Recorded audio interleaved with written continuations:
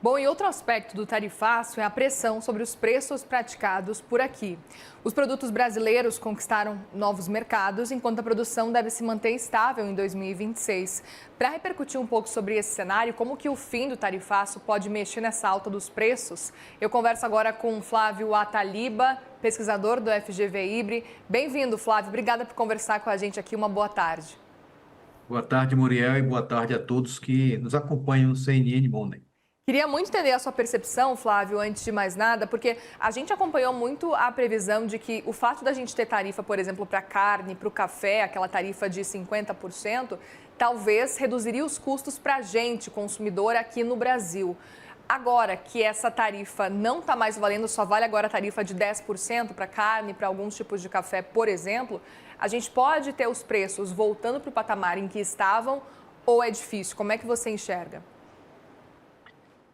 Eu acredito que a repercussão final nos preços internos, tanto do café como da carne, deve ser um pequeno aumento ou mesmo fique estagnado ou que volte a antes do período da implementação do tarifaço que ocorreu ali no início de agosto.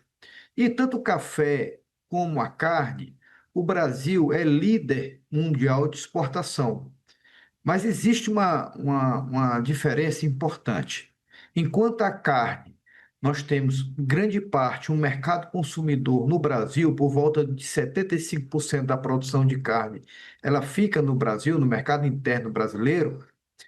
Quando a gente olha para o café, de alguma forma se inverte aí essa relação, ou seja, mais de 70% é exportado. E isso tem um impacto diferenciado no preço, porque o mercado doméstico brasileiro ele já comanda o preço da carne. E enquanto que o preço do café ele é de alguma forma ditado pelo mercado mundial, mercado internacional. Então essas duas diferenças, ela certamente possa ter algum impacto nesses produtos no Brasil, no IPCA, na inflação, basicamente, mas o impacto não deve ser significativo. Perfeito, um ponto importante para a gente tentar entender, ainda mais que a gente falou muito sobre isso, né, Flávio? Então, obviamente, a gente começa a ficar com essa dúvida de, bom, agora que essa tarifa não está valendo, será que pode ter um impacto? E aí queria entender um pouco sobre o quanto que esse setor e esses setores podem ser beneficiados agora como um todo, né? Porque a gente viu a luta por parte do governo, mas principalmente desses setores, para conseguir reduzir essas tarifas. E é importante deixar claro que 22% ainda das exportações no Brasil para os Estados Unidos seguem sendo taxadas, portanto, ainda temos um número considerável. Mas o quanto que o restante das exportações não sendo taxadas vai ser importante para o nosso país, para o crescimento do nosso país e até para a gente conseguir manter as exportações em alta. Exatamente. E um fato interessante que aconteceu com a implementação das tarifas é que tanto a carne como o café, o Brasil conseguiu exportar ou aumentar a quantidade vendida para outros países, principalmente a China.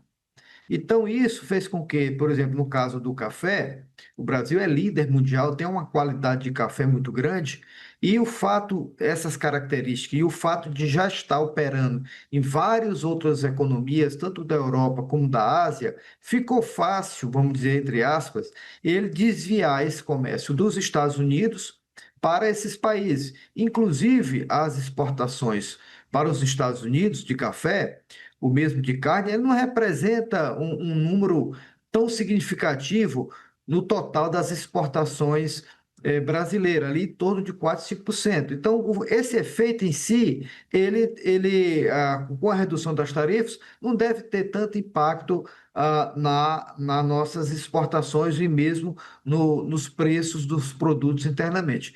A questão agora é que ficou quase um quinto ainda da nossa exportação e ainda ela está taxada, e esses movimentos que foram realizados recentemente pelo presidente Trump, na verdade, ele sofreu uma pressão interna nos Estados Unidos, na carne, por exemplo, ele acreditava, os Estados Unidos é o maior produtor de carne mundialmente, o Brasil fica em segundo lugar.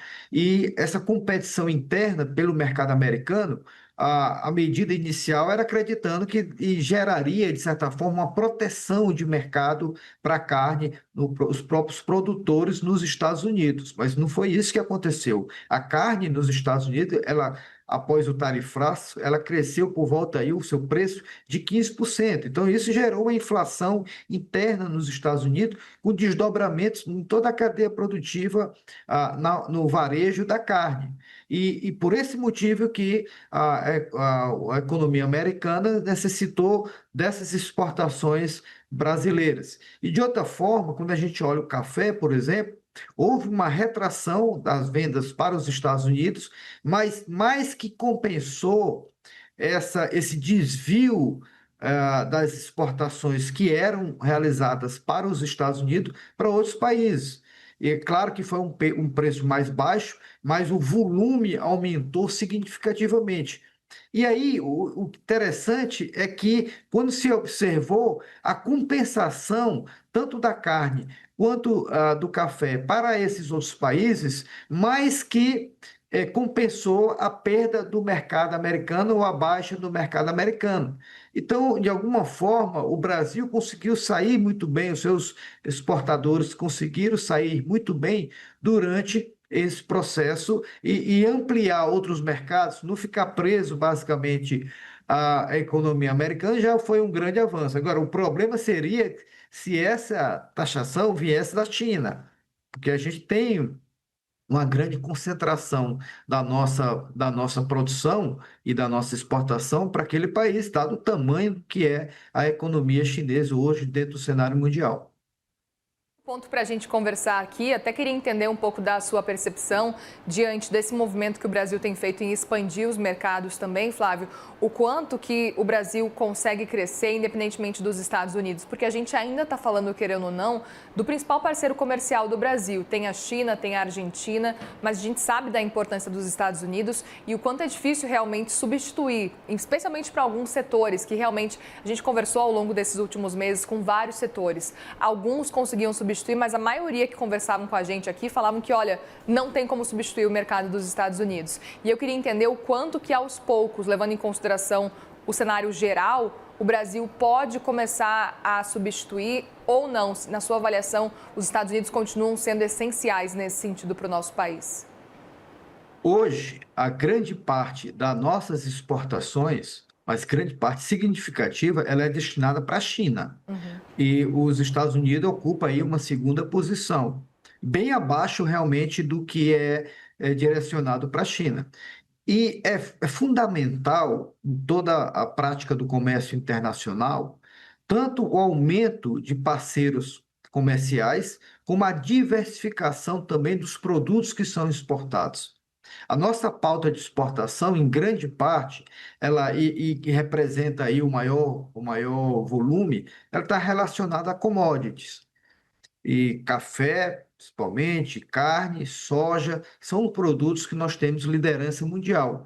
Mas isso é um risco, porque quando ocorre algum choque externo, como esse que aconteceu, o aumento no tarifaço nos Estados Unidos, você, de alguma forma, você tem repercussões internas importantes.